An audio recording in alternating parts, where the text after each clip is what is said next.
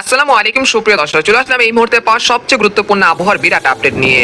আর কিছুক্ষণের মধ্যেই আঘাত হানতে চলেছে এই বছরের প্রথম শক্তিশালী নিম্নচাপ। উপকূল জুড়ে ব্যাপক সতর্ক সংকেত। এছাড়া খুলনা, বরিশাল, চট্টগ্রাম, ঢাকা, দক্ষিণবঙ্গের একাধিক জেলায় আর কিছুক্ষণের মধ্যে ভারী থেকে অতি ভারী বৃষ্টিপাত, সেই সাথে ঘন্টায় 40 থেকে 50 কিলোমিটার বেগে দমকা ও ঝড়ো হওয়ার সতর্কতা জারি করেছে বাংলাদেশ এবং ভারতীয় আবহাওয়া দপ্তর। এছাড়া আজ 29 মে বৃহস্পতিবার এবং আগামীকাল 30 মে শুক্রবার কেমন থাকতে চলেছে আগামী 24 থেকে 48 ঘন্টা আবহাওয়া। বাংলাদেশ থেকে শুরু করে ভারতের দক্ষিণবঙ্গ, আসাম, মেঘালয় এবং উত্তর থেকে ত্রিপুরা রাজ্যে আগামী 24 থেকে 48 ঘন্টার মধ্যে এই নিম্নচাপের প্রভাবে কোন কোন জেলাগুলোতে ভারী থেকে অতি ভারী বৃষ্টিপাত এবং কোন কোন জেলার উপর দিয়ে ঘন্টায় 80 থেকে 90 কিলোমিটার বেগে ঝড় বয়ে যেতে পারে। এছাড়া এই নিম্নচাপের প্রভাব কতদিন পর্যন্ত চলমান থাকতে পারে দেশের মধ্যে, তো এই বিষয়ে আরো বিস্তারিত জানতে হলে ভিডিওটি সম্পূর্ণ দেখতে থাকুন। আর আপনি এই মুহূর্তে কোন জেলা থেকে আমাদের এই খবরটি দেখছেন, আপনার জেলার আবহাওয়ার খবরটি আমাদের কমেন্ট বক্সে জানিয়ে দিবেন। আর সবার আগে সর্বপ্রথম সেই খবর জানতে আমাদের চ্যানেলটিকে সাবস্ক্রাইব করে রাখুন। এবার জেনে নেওয়া যাক এক নজরে। বন্ধুরা, এই পর্যায়ে আমরা সরাসরি উপকূল চিত্রে চলে আসলাম। তো এখান থেকে আপনারা দেখতে পাচ্ছেন যে এই মুহূর্তে ঘূর্ণিঝড়ের প্রভাবে কিন্তু ঢাকা, খুলনা, বরিশাল, চট্টগ্রাম বিভাগের একাধিক জেলা বৃষ্টিপাত শুরু হয়ে গেছে। সেই সাথে দেশের উপকূলীয় অঞ্চলগুলোর উপর দিয়ে ঘন্টায় 30 থেকে 45 কিলোমিটার, আবার কোথাও 60 কিলোমিটার বেগে দমকা ও ঝড়ো হাওয়া বইতে শুরু করেছে। তো আপনারা দেখতে পাচ্ছেন যে বরিশাল, কাউখালী, জয়নগর, তারপর হচ্ছে মিরহাজিগঞ্জ, পাথরঘাটা, খেপুপাড়া, লালমোহন, চরফেশন, বুরহানুদ্দিন, ভোলা, হাতিয়া, সন্দ্বীপ, নোয়াখালী, রায়পুর, লাকসাম, হাজীগঞ্জ, চাঁদপুর, কুমিল্লা, ব্রাহ্মণবাড়িয়া, হাটহাজারী, চট্টগ্রাম, কুতুবদিয়া, মহেশখালী, টেকনাফ, কক্সবাজার এই অঞ্চলে বেশ কয়েকটি জেলার উপর দিয়ে ঘন্টায় 50 থেকে 60 কিলোমিটার বেগে দমকা ও ঝড়ো হওয়ার সাথে ভারী থেকে অতি ভারী বৃষ্টিপাত শুরু হয়ে গেছে। আবহাওয়া দপ্তর সতর্কবার্তায় বলা হয়েছে আগামী 24 ঘন্টার মধ্যে ঢাকা, খুলনা, বরিশাল, চট্টগ্রাম, ময়মনসিংহ, সিলেট বিভাগ এবং রংপুর বিভাগের একাধিক জেলায় অতি ভারী বৃষ্টিপাতের সতর্কতা রয়েছে, যেখানে সর্বোচ্চ বৃষ্টিপাত হতে পারে 200 থেকে 300 মিলিমিটার পর্যন্ত। তাই অগ্রিম সতর্কবার্তা জানান দিচ্ছেন আবহাওয়াবিদেরা। এছাড়া অতিরিক্ত ভারী বৃষ্টিপাতের কারণে কক্সবাজার, রাঙ্গামাটি, খাগড়াছড়ি, বিলাইছড়ি, রাজস্থলী এই অঞ্চলে যে পার্বত্য চট্টগ্রাম রয়েছে সেখানে কিন্তু পাহাড় ধসের মতো ঘটনা ঘটতে পারে এবং অতিরিক্ত বৃষ্টিপাতের ফলে সিলেট এবং রংপুর বিভাগে ভয়াবহ বন্যা একটি আশঙ্কা রয়েছে আগামী জুন মাসের প্রথম সপ্তাহে। তো অবশ্যই সতর্কতার সাথে থাকবেন। তো আমরা দেখতে পাচ্ছি যে এই নিম্নচাপের প্রভাব কিন্তু ইতিমধ্যে ঢাকা, খুলনা, বরিশাল, চট্টগ্রাম বিভাগে পড়েছে। তবে আজ দুপুর বা সন্ধ্যার মধ্যে ময়মনসিংহ, সিলেট, রাজশাহী বিভাগের একাধিক জেলা এই নিম্নচাপের প্রভাব পড়তে শুরু করবে। তো আপনাদেরকে সরাসরি নিম্নচাপের বর্তমান অবস্থান সেটা আপনাদেরকে জানিয়ে দিচ্ছি। তো আমরা দেখতে পাচ্ছি যে এই নিম্নচাপটি আর কিছুক্ষণের মধ্যে স্থলভাগে আঘাত হানা সম্পূর্ণ করবে। তো আপনারা দেখতে পাচ্ছেন যে এটা কিন্তু গতকাল দক্ষিণবঙ্গের গঙ্গাসাগর এবং হলদিবাড়ি এই অঞ্চল দিয়ে অতিক্রম করার সম্ভাবনা ছিল। তবে এই নিম্নচাপের গতিপথ বা অভিমুখ কিন্তু পরিবর্তন হয়েছে। এই মুহূর্তে এটা বাংলাদেশের সুন্দরবনের স্থলভাগ দিয়ে এটা স্থলভাগে আঘাত হানতে শুরু করেছে। এর প্রভাবে বরিশাল, চট্টগ্রাম বিভাগের একাধিক জেলায় রাত থেকেই তুমুল বৃষ্টিপাত শুরু হয়েছে। সেই সাথে কোথাও কোথাও ঘন্টায় 40 থেকে 50 কিলোমিটার বেগে দমকা ও ঝড়ো হাওয়া বইতে শুরু করেছে। তো আপনারা দেখতে পাচ্ছেন যে চরফেশন, হাতিয়া, সন্দ্বীপ, নোয়াখালী, তারপর হচ্ছে রায়পুর, বরিশাল, তারপর হচ্ছে মাদারীপুর এই অঞ্চলের উপর দিয়ে প্রায় 60 কিলোমিটার বেগে দমকা ও ঝড়ো হাওয়া বইতে শুরু করেছে। এরপর আমরা বেলা 11টার দিকে আসার পর দেখতে পাচ্ছি এই নিম্নচাপটি প্রায় বাংলাদেশ এবং দক্ষিণবঙ্গের বর্ডার সংলগ্ন এলাকায় অবস্থান করছে। তবে এর অভিমুখ কিন্তু খুলনা বিভাগের যে মধ্যবর্তী স্থান রয়েছে সেখানেই রয়েছে।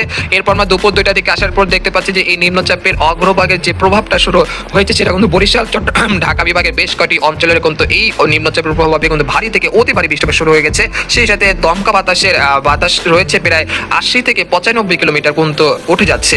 এরপর আমরা সন্ধ্যা 6টার দিকে আসার পর দেখতে পাচ্ছি যে এই নিম্নচাপের পুরো যে মুখটা রয়েছে সেটা কিন্তু সাতক্ষীরা, খুলনা, যশোর, লোহাগাড়া, শ্যামনগর এই অঞ্চলে কিন্তু অবস্থান রয়েছে। সেই সাথে ঢাকা, বরিশাল, চট্টগ্রাম বিভাগের একাধিক জেলা এই নিম্নচাপের প্রভাবে কিন্তু ভারী বৃষ্টিপাত শুরু হয়েছে। একই সঙ্গে রাজশাহী, ময়মনসিংহ, রংপুর বিভাগের একাধিক জেলা এই নিম্নচাপের প্রভাব কিন্তু শুরু হয়ে গেছে সন্ধ্যা 6টার দিকে, যেটা আপনাদেরকে আগেই বলেছিলাম সেই মতই কিন্তু আপনারা দেখতে পাচ্ছেন। এরপর আমরা রাত 10টার দিকে চলে আসার পর দেখতে পাচ্ছি যে এই নিম্নচাপের অভিমুখ কিন্তু এখন ঢাকা বিভাগের দিকে। তো আপনারা দেখতে পাচ্ছেন যে এটা সরাসরি ঢাকা বিভাগের দিকে অগ্রসর হচ্ছে রাত 10টা থেকে রাত 12টার মধ্যে। সেই সাথে কিন্তু তুমুল বৃষ্টিপাত, সেই সাথে রয়েছে বাতাসের গতি 50 থেকে 60 কিলোমিটার। তো আপনারা দেখতে পাচ্ছেন যে উপকূলে বেশ ভালো পরিমাণ বাতাসের গতিবেগ রয়েছে, প্রায় 60 কিলোমিটার পর্যন্ত উঠে যাচ্ছে। একই সঙ্গে দেশের 4টি সমুদ্র বন্দরগুলোকে 3 নম্বর স্থানে সতর্ক সংকেত দেখাতে বলা হয়েছে। সেই সাথে জোয়ারের পানি প্রায় 5 থেকে 6 ফুট উচ্চতা জলোচ্ছ্বাস হতে পারে। তাই অবশ্যই সতর্কতার সাথে থাকুন যারা উপকূলবর্তী অঞ্চলে রয়েছেন। এরপর আমরা রাত 10টা থেকে রাত 2টার মধ্যে দেখতে পাচ্ছি যে এই নিম্নচাপটি নিম্নচাপটি বাংলাদেশের ঢাকা বিভাগের যে ফরিদপুর, তারপর রয়েছে মাদারীপুর, নাগপুর, কাপাসিয়া এই অঞ্চলে অবস্থান করছে। এটা সরাসরি কিন্তু এই অঞ্চল দিয়ে একেবারে ময়মনসিংহ বিভাগের দিকে চলে যাবে। তো আপনারা দেখতে পাচ্ছেন যে রাত 2টা থেকে ভোর 5টার মধ্যে এটা ময়মনসিংহ বিভাগে অবস্থান করছে। এর ফলে ময়মনসিংহ সিলেট বিভাগের একাধিক জেলায় তুমুল বৃষ্টি, সেই সাথে ঘন্টায় 50 থেকে 60 কিলোমিটার বেগে দমকা ও ঝড় হাওয়া বইতে শুরু করেছে। এরপর 30শে মে সকাল 9টার দিকে এই নিম্নচাপটি ভারতের আসাম, মেঘালয় দিকে চলে যাচ্ছে। তারপর 30শে মে বিকেলের দিকে এই নিম্নচাপটি একেবারে শেষ হয়ে যেতে পারে, তার কোনো আর চিহ্নই থাকবে না। এরপর আমরা দেখতে পাচ্ছি যে 31শে মে থেকে যে সাধারণত বর্ষাকালে যে বৃষ্টিপাত হয় সেই রকম বৃষ্টিপাতের সম্ভাবনা সূচনা ঘটবে আগামী 31শে মে থেকে। সেই সাথে একটি সুখবর রয়েছে যে এই বছরের যে চলতি যে মৌসুমী বায়ু বা বর্ষাকাল যেটাকে বলি, সেই বর্ষাকাল কিন্তু এসে গেছে। এই নিম্নচাপের হাত ধরে আগামী দিনগুলোতে এই রকম বর্ষাকালের মতো বৃষ্টিপাতের সম্ভাবনা রয়েছে। তবে নিম্নচাপের প্রভাব থাকবে 29 থেকে 30শে মে পর্যন্ত। তারপর 31শে মে থেকে মৌসুমী বায়ু বা যেটা সাধারণ বর্ষাকালে বৃষ্টি হয় সেই বৃষ্টিপাত হতে পারে। তো আপনাদেরকে জানিয়ে দিব যে মূল বৃষ্টিপাত কখন শুরু হতে পারে।